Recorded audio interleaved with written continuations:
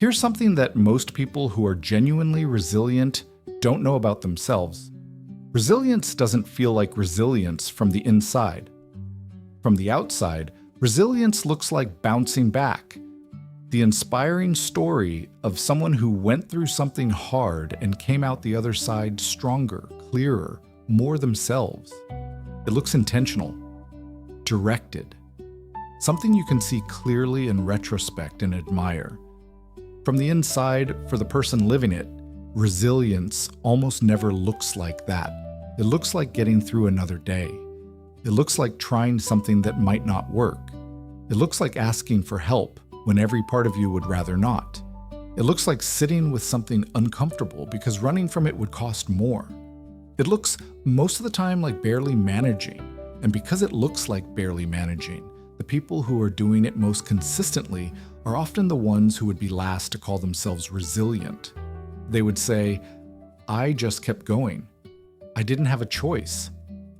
Anyone would have done what I did." Those statements are almost always false, and the people who make them are almost always more resilient than they give themselves credit for.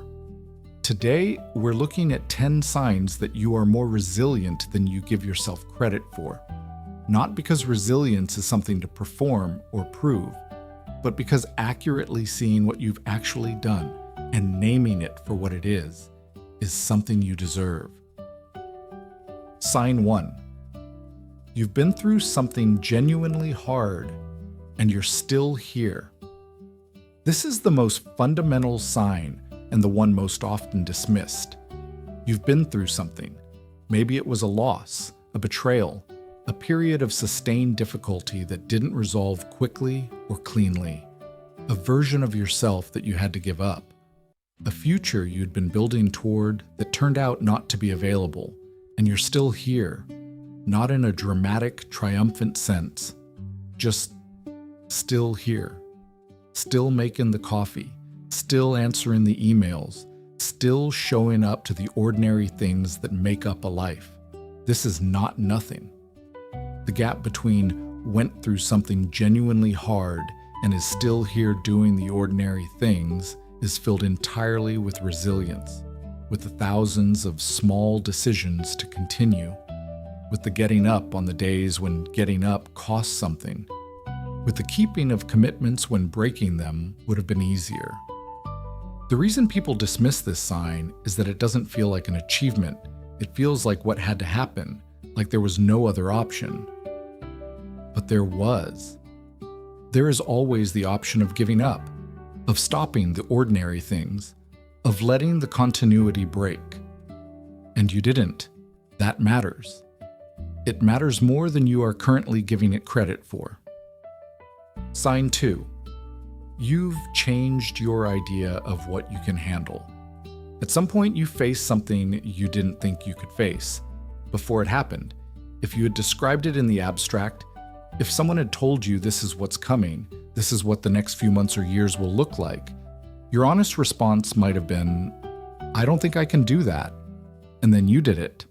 Not cleanly, not without cost, not in the way the inspirational version would have it, but you moved through it. You arrived on the other side with a new piece of knowledge about yourself, that the limit you thought you had was not the actual limit. This is what researchers who study post-traumatic growth, the positive psychological changes that can emerge following adversity, consistently find that one of the primary outcomes of surviving genuinely hard things is a revised understanding of personal capacity. Not confidence exactly, more like a specific evidence-based knowledge of what you are capable of enduring.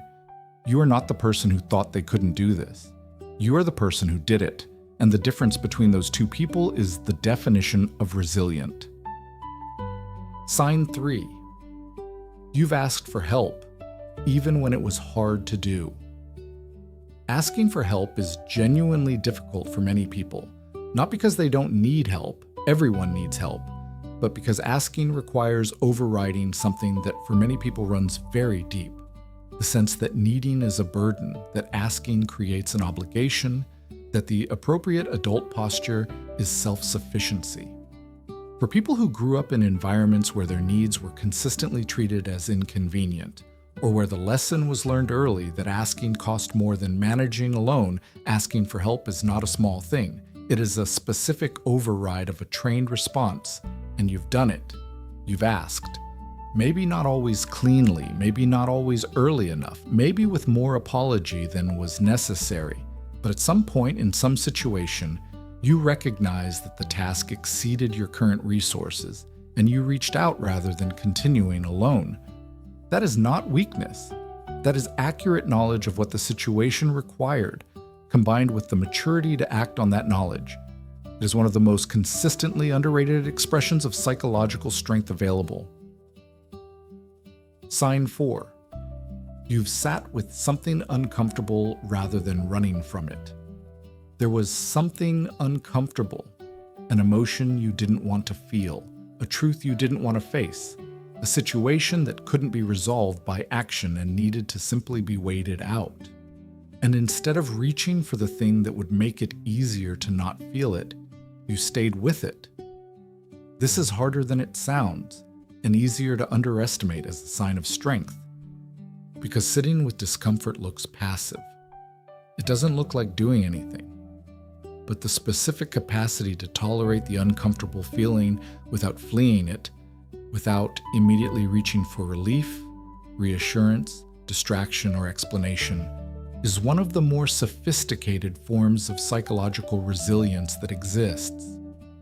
It is the capacity that underlies grief and recovery and change and growth, all of which require the person to remain in contact with something difficult for long enough that the process can complete. The people who have this capacity may not use the word resilient to describe themselves, but they are operating in exactly the place where resilience lives. Sign 5.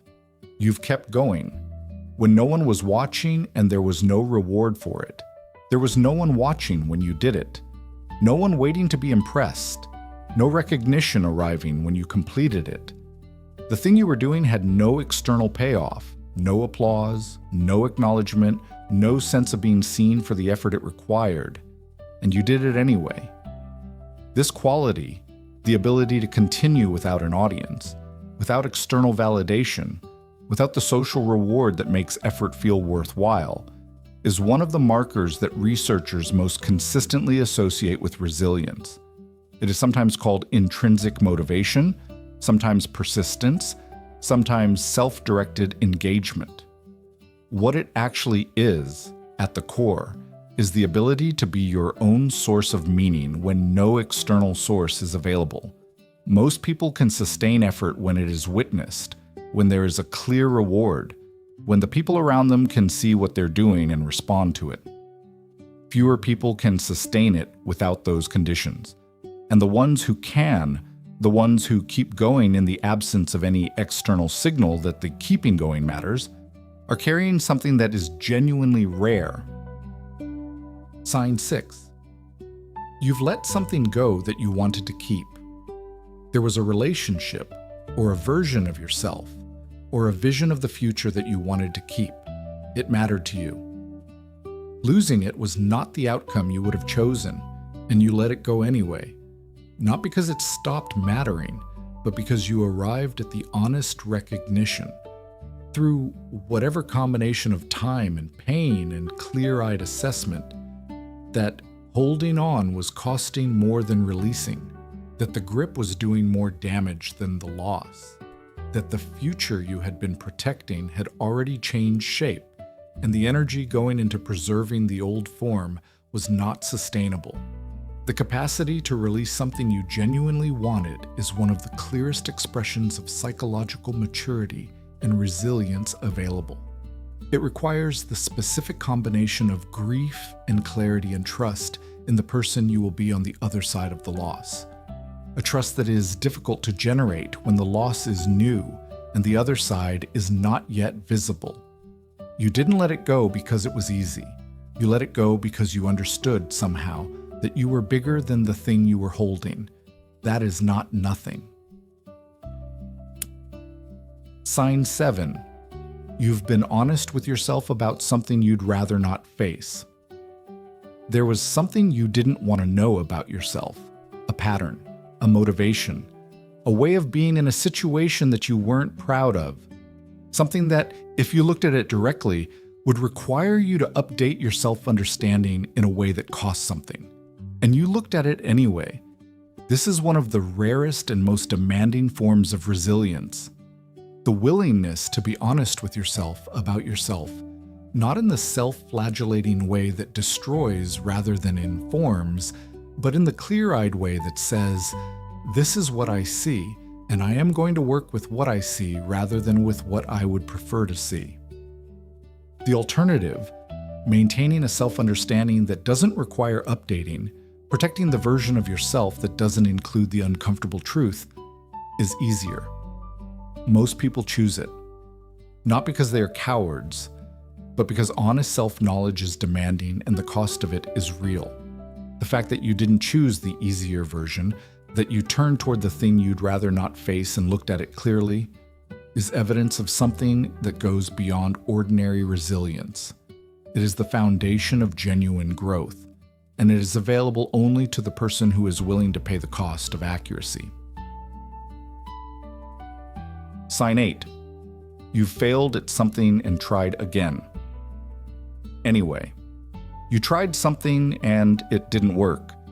Maybe it failed quietly, without drama, just didn't succeed, didn't produce the outcome, didn't go where you intended. Maybe it failed publicly, with the specific humiliation of visible disappointment. And at some point, after however long it took to process the failure, to understand what went wrong, to feel what needed to be felt about it, you tried again. This is not as simple as it sounds. The aftermath of genuine failure includes a specific internal renegotiation, a recalibration of whether the thing is worth trying for again, whether you are capable of doing it better, whether the risk of another failure is worth taking. That renegotiation is not painless, and coming out of it with the answer "try again" is not guaranteed. The willingness to try again after genuine failure, not because you've become immune to the fear of failing, but despite still having it, is one of the definitions of courage that is also a definition of resilience. The person who hasn't failed hasn't tried enough. The person who failed and tried again has demonstrated something about themselves that the person who hasn't failed cannot yet know. Sign 9. You've protected your peace, even when it cost you something. There was a situation, a relationship, an environment, a commitment that was consistently taking from you without returning enough.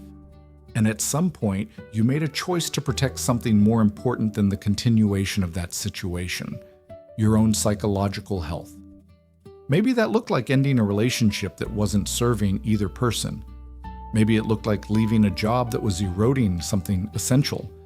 Maybe it looked like declining the invitation, ending the conversation, removing yourself from the situation that was reliably costing you your sense of self. The cost was real. You didn't protect your peace for free. There may have been disappointment, conflict, guilt, the specific discomfort of having done something that other people didn't understand or didn't approve of. And you did it anyway, because somewhere in you there was a knowledge, however uncertain, however costly, that the thing you were protecting was real and worth protecting, that the self you were declining to give away was the one you needed to keep. That knowledge, and the willingness to act on it despite the cost, is resilience in its most practical form. Sign 10. You've found your way back to yourself after losing the thread. At some point, you lost the thread of yourself, not the biographical facts, your name, your history, your relationships, but the felt sense of being a coherent person with particular things that mattered to you, with a particular character, with a particular way of being in the world. It might have been depression or grief or a period of such sustained difficulty that the self that was constituted by ordinary felt experience went offline. Or it might have been something more gradual, a long period of being who other people needed you to be, until the person you actually were became harder to locate. And somehow, through time or effort or therapy, or simply through the accumulation of small ordinary moments that slowly restored the felt sense of being yourself, you found your way back. This is not a small thing. The journey back to yourself, when you have genuinely lost the thread, is one of the most significant psychological achievements a person can make. It requires all of the resilience on this list: the continuing, the asking, the sitting with discomfort, the honesty, the trying again. It requires every form of strength that resilience is made of. And you did it. Maybe not completely, maybe the thread's still phrased sometimes, but you have found it before, which means you know it is findable. And that knowledge, the specific evidence-based confidence that comes from having found your way back, is something no one can take from you. 10 signs, none of them heroic, none of them the story of someone who had it together. Each of them the story of someone who kept going when it was hard to keep going, who asked when asking cost something, who let go when holding on was no longer honest, who tried again after failing, who looked clearly at something they'd rather not see. This is what resilience actually is. Not the dramatic version, not the inspiring story. The quiet, unglamorous, largely private work of continuing to be a person when being a person is genuinely difficult. Resilience is not a personality trait. It is an accumulation. Every time you stayed when it was hard to stay, every time you asked when it cost you to ask, every time you kept going without an audience, those things accumulated into the person you are now. And that person, whether or not they would use the word, is the definition of resilient. You're more resilient than you give yourself credit for, not because the difficult things weren't difficult, they were, but because you moved through them. And that movement, repeated across years, is the specific substance that resilience is made of. Take care of yourself. We'll see you in the next one.